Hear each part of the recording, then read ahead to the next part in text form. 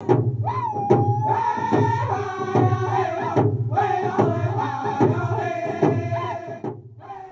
over 60 years, Phoenix's Canyon Records has been at the vanguard of recording Native American music from all over the Americas, earning along the way a Grammy Award, being nominated for 30 more, winning 4 Indie Awards, the Arizona Governor's Award, and 33 Native American Music Awards, all while developing a catalog of hundreds of recordings representing nearly 100 tribes. But the whole thing started almost as an accident, as founders Ray and Mary Bullies were asked to record a song by Navajo singer Edli Nate for the Phoenix Little Theater. They both thought so much of Edli Nate's singing that they decided, let's release a record, by this singer. Not that they had any experience in Native American music, and they had released a few other records of other material, but this was really their first music-oriented production. And absolutely on the whim, absolutely an experiment, no lines of distribution, no idea of what market. They simply liked his voice. They thought it was special. They released a recording at the 1951 Arizona State Fair. They took a booth.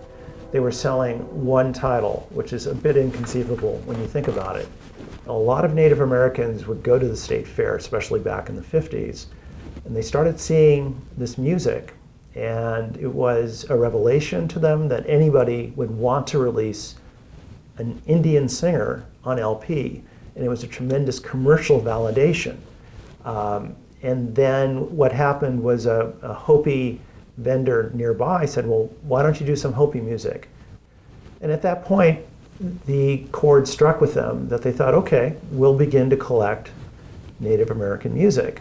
The Bullies were Arizona media pioneers, having created the first recording studio in Phoenix in 1948, then starting both Canyon Records and Canyon Films in 1951. Mary Bullies was one of the few women in the country involved in music production as a label chief, but also as an engineer, and of course doing all the backroom work. So in the unwritten history of media development in Phoenix, the Bullies would have played a very, very crucial role. So they continued to run this Native American operation really as a second business to their main film business. For the next 20 years or so, they would take long vacations in a camper, drive up to the reservations, talk to people. They'd make contact through the tribal chairman, go up to Apache, make recordings there. They also respected the people. They weren't coming in as scholars who were going to record something and then go back to Washington or to university or to New York. They were going to be part of the living community. They had a tremendous respect for the individuals, which, if you think about attitudes in the 1950s, was very cutting edge. Little by little, a catalog and distribution network began to take shape. But a stroke of luck put them in contact with the man who would become the label's best-known artist, Native American flute player R. Carlos Nakai. With the arrival of Nakai, who had contacted other labels to carry his self-produced album Changes, Canyon began a crossover into the non-native population, which is much larger. The manager of this retail operation, Bob Nuss, had visited the Herd Fair, where he came across this fellow at a card table selling cassettes of a self-produced album. And we had been looking for a flute player for quite a while, just to round out that end of the collection. And so we immediately contacted RC and said, we want to release this album.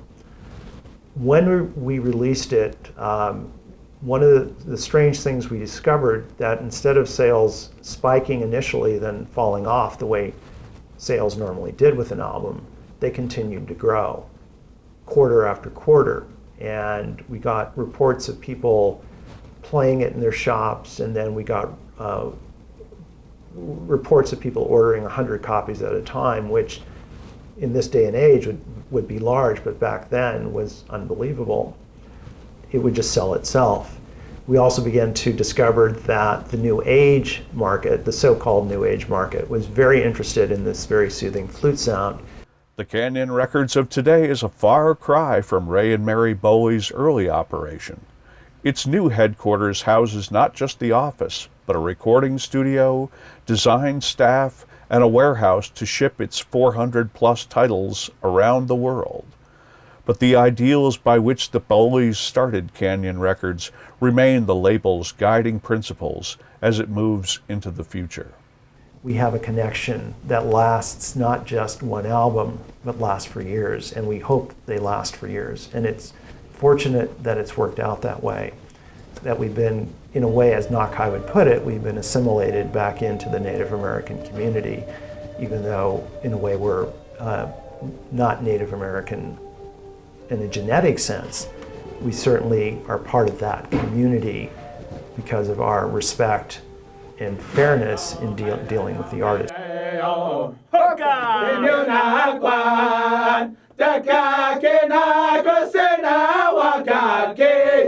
hey,